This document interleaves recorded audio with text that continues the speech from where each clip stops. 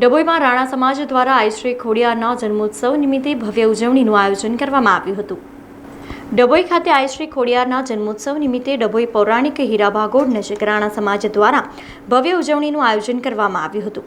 આ પ્રસંગે ડભોઈના ધારાસભ્ય શૈલેષ મહેતા, સ્વામિનારાયણ સંપ્રદાયના મહંત તથા રાણા સમાજના અગ્રણીઓ ઉપસ્થિત રહ્યા હતા। ખોડિયાર જન્મોત્સવ પ્રસંગે બાપા સીતારામ ભજન મંડળ અને વિવિધ ધાર્મિક કાર્યક્રમોનું આયોજન કરવામાં આવ્યું હતું, જ્યાં ડભોઈના ધારાસભ્ય શૈલેષ મહેતા સહિત હરિધામ સોખડાના સંતો વહેલી સવારે આરતી પ્રસંગે ઉપસ્થિત રહી માતાજીની આરતી કરી હતી, જે બાદ ભવ્ય શોભાયાત્રા યોજાઈ હતી, જેમાં આઈ શ્રી ખોડિયારની વેશભૂષા ધારણ કરેલ સમાજની દીકરીઓ જોડાઈ હતી। ડીજેના તથા બેન્ડના તાલે ગરબાની નૃત્ય સાથે યોજાયેલી ભવ્ય શોભાયાત્રા સમગ્ર ડભોઈ નગરમાં ફરી હતી, જેમાં ધારાસભ્ય શૈલેષ મહેતા, અશ્વિન પટેલ, નગરપાલિકા પ્રમુખ બીરેન શાહ, વિશાલ શાહ અને અનુરાગ રાણા સહિત રાણા સમાજના આગેવાનો ઉપસ્થિત રહ્યા હતા।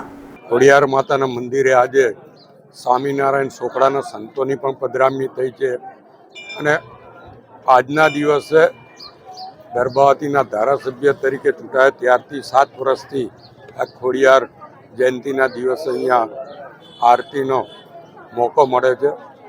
માં ખોડિયાર આજના દિવસે તમામ ગર્ભાવતી નગર અને તાલુકાના અને સમગ્ર વિધાનસભાના નાગરિકો પર એની કૃપા દ્રષ્ટિ વરસાવે એવી પ્રાર્થના કરું છું અને જે સંકલ્પ અમારા વડાપ્રધાન નરેન્દ્રભાઈ મોદીએ લીધો છે સંકલ્પ પૂરો થાય, વિકસિત ભારત બને, સ્વચ્છ ભારત બને અને એમાં ગર્ભાવતી પણ એક અગત્યનું સ્થાન મેળવે એવી મા ખોડિયારને પ્રાર્થના। જય ખોડિયાર। શોભાયાત્રામાં દૂર દૂરથી માઈ ભક્તો પધારેલા છે। બપોર પછીના કાર્યક્રમની મેં એક પૂજા યજ્ઞ થશે, ત્યારબાદ રાતની મહાઆરતી છે, અંકોટનું આયોજન કરેલું છે। એ અગાઉ 2 દિવસ અગાઉથી ધાર્મિક કાર્યક્રમો પણ યોજાયા હતા। સોમવારના રોજ આનંદનો ગરબો યોજાયો હતો।